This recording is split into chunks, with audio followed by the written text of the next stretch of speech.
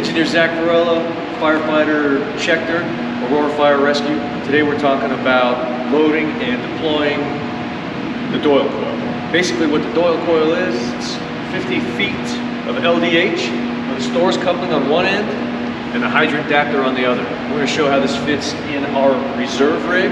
Reserve rig has a inset compartment and standard compartment doors. It works wonderfly in our reserve rig, and if you are in a frontline rig where we have a pull-out tray and roll-up doors, this works smooth as silk. But today, we're talking about loading and deploying. To load this, first we take our stores coupling and we wrap it over our intake. Then we're going to rip wrap it inside the compartment, and it's basically a Minuteman load, but laying on its side. You can see firefighter Schechter running each length all the way to the back of the compartment. We want as much room as possible in here so that our 25-foot standard pony roll fits in there when we're done.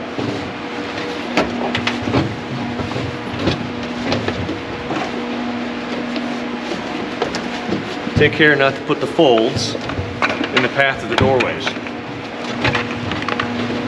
Alright, here comes our hydrant adapter. Okay. Take it. And just put it up on one side. Now we take the stores coupling, wrap it around our folds, and load it in there so we've got room for our 25-foot pony roll.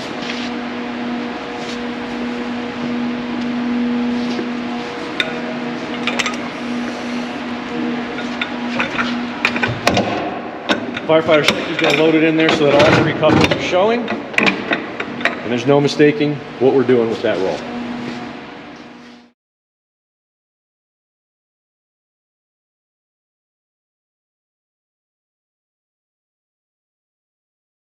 Okay, so now we're going to show you some of the ways to deploy the Doyle Coil.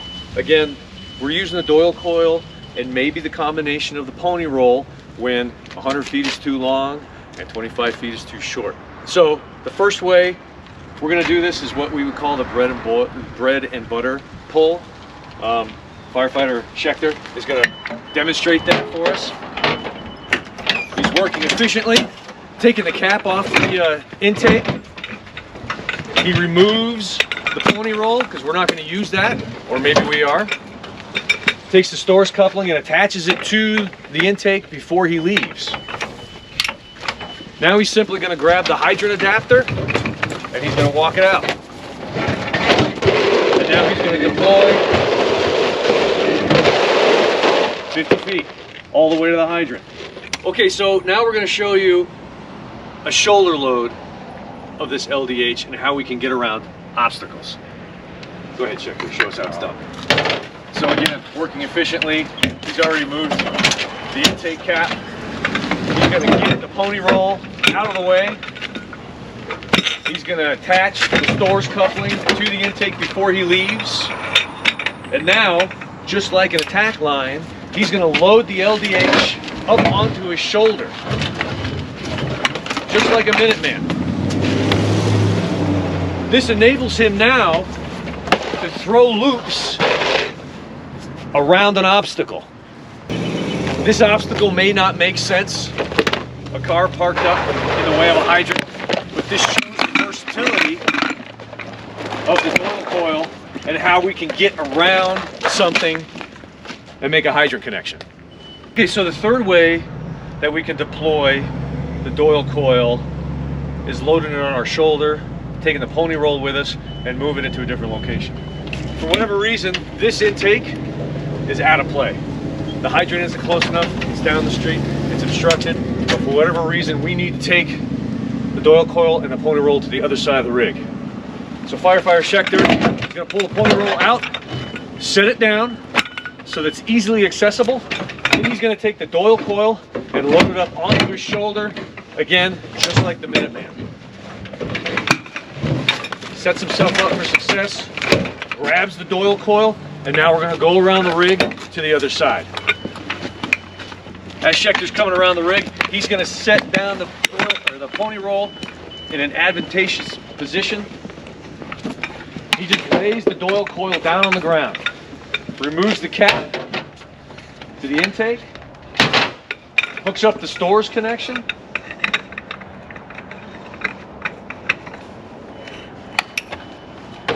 gets his hydrant wrench, and now he's going to grab the hydrant adapter and pull towards the hydrant. As he's making his way towards the hydrant, he's going to grab the pony roll. And now you can see how these two loads work in concert. So now to make this corner, he's going to set down his pony roll, throw it towards the hydrant. He removes the hydrant adapter on the end of the Doyle coil, connects the pony roll and the Doyle coil together. Now he's got the working end of our pony roll with the hydrant adapter at the hydrant, and we're good to go.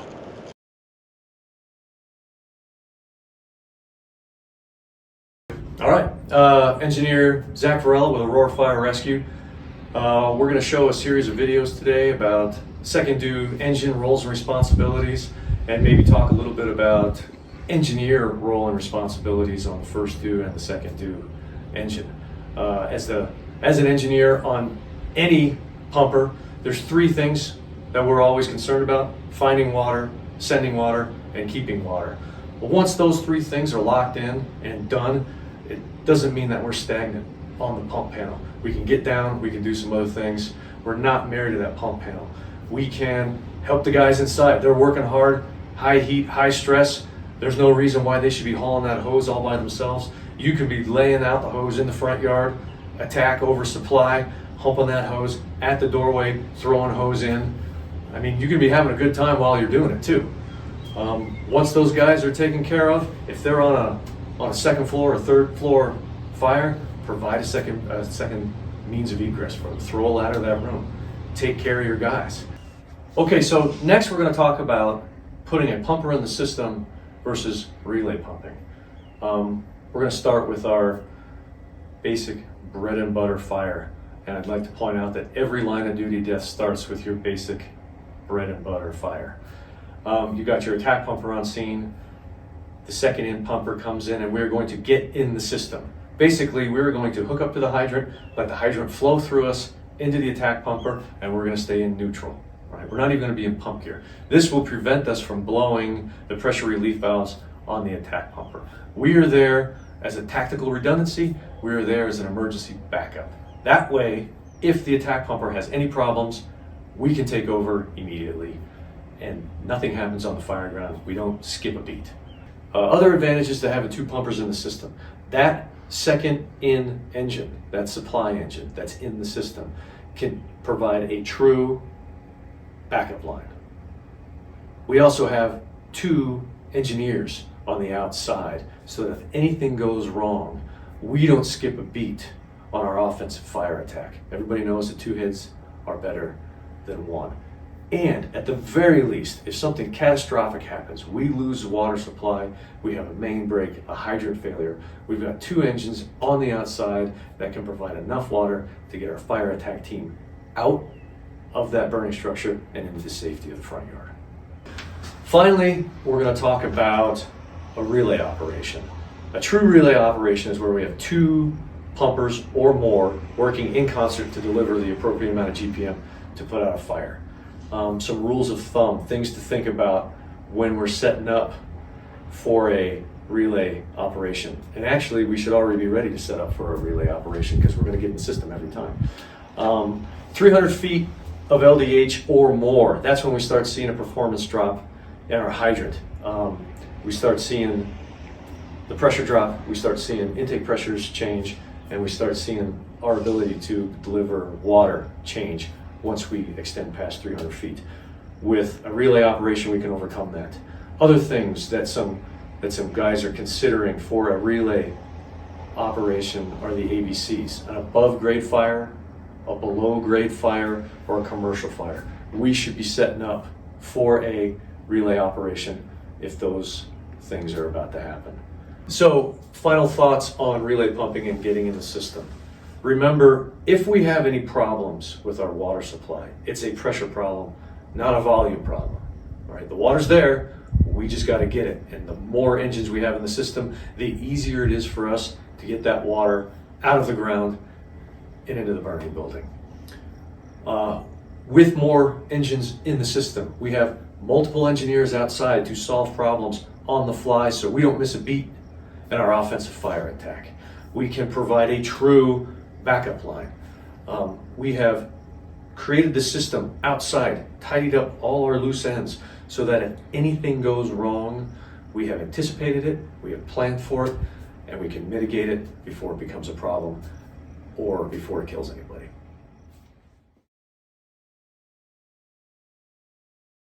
Let's talk about the power of relay pumping. We conducted an exercise at our training facility to show how relay pumping can add value and how hydrant pressure could create a problem for us. We compared 3 scenarios with 3 different pumping operations to demonstrate the amount of flow that a hydrant can deliver on the fire ground while maintaining a residual intake pressure of 20 psi. Some of these evolutions are to demonstrate what is possible in the event of an emergency. When you think about relay pumping, think ABCs: above grade, below grade, and commercial fires. Any fire is a great opportunity to place another pumper within the system. These ABC fires especially benefit from having a relay. The 3 pumping operations consist of a single engine supplied by a hydrant with a 20-foot pony section of LDH, a single engine supplied by a hydrant with a 300-foot forward lay, 2 engines relay pumping with the supply engine connected to a hydrant with a 20-foot pony section, and the attack engine supplied by a 300-foot reverse lay. Each of these operations were tested with 3 different scenarios. The same hydrant was used in all of the scenarios. The first scenario utilized a hydrant with no other complicating factors. The second scenario repeated the first with an additional hydrant flowing. The third scenario repeated the first with 2 additional hydrants flowing, simulating a worst-case scenario. The pumping operation in scenario 1 gives us a baseline to compare the others against. During pumping operation number 1, the engine was able to flow 1250 GPMs while maintaining a residual intake pressure of 20 psi. During pumping operation number 2, the engine was able to flow 850 GPMs. There was a significant drop in flow as a result of the hydrant pressure being required to overcome the friction loss in the supply hose. During pumping operation number 3, the engine was able to flow 1550 GPMs, while both engines maintain a residual intake pressure of 20 psi. The results of scenario 1 shows us that relay pumping provides the greatest volume of water. By placing a relay engine at the hydrant, we can maximize the available volume by utilizing the pump to overcome the friction of the water in the supply line. A big water hookup used by a relay engine could provide further benefits. Please review previous training videos labeled Big Water for additional flow rates. In scenario number 2, the engine in pumping operation number 1 was able to flow 700 GPMs. During pumping operation number 2, the engine was able to flow 550 GPMs. In pumping operation number 3, the engine was able to flow 1150 GPMs while both engines maintain a residual intake pressure of 20 psi. The additional hydrant being open is simulating a separate engine using another hydrant in the system flowing big water. As we see, there is a noteworthy drop in GPM. The additional flow causes a drop in the residual pressure in the water system, but with the use of a relay there is still a substantial amount of volume available. Again, the forward lay is the most affected because it's relying on the hydrant pressure to overcome the friction in the supply hose.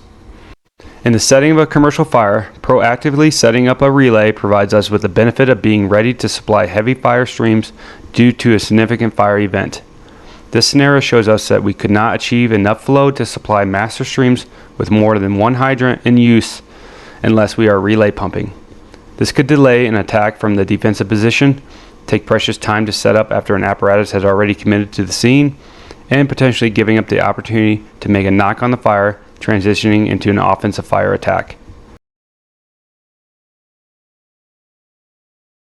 This scenario is again the same pumping operations as the previous scenarios, but with 2 additional hydrants open.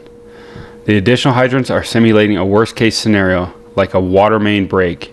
2 hydrants open represent the total loss of volume from an 8-inch feeder. During pumping operations 1 and 2, the engine was unable to achieve any flow without dropping below 20 psi residual intake pressure. The residual pressure at the hydrant was at 35 psi. In pumping operation number 3, the relay operation was able to flow 700 GPMs while maintaining a residual intake pressure of 20 psi in both engines. The results of this test shows the value of setting up a relay. Specifically, for above and below grade fires, not utilizing a relay could result in the nozzle team completely losing water in an area that they may not be able to easily withdraw from. The water system in the city of Aurora is based on volume, not pressure. Even though we may lose the pressure we normally rely on to overcome the friction in our supply hose, there is still substantial volume available at the hydrant. Because we are usually supplying 1 to 2 hand lines at fires, we don't often experience the challenges associated with how we use the water system. Utilizing the ABCs of relay pumping, we will overcome these challenges. We will be set up to provide a redundant system to maintain a positive water supply and support the Aurora Fire Rescue culture of aggressive interior firefighting.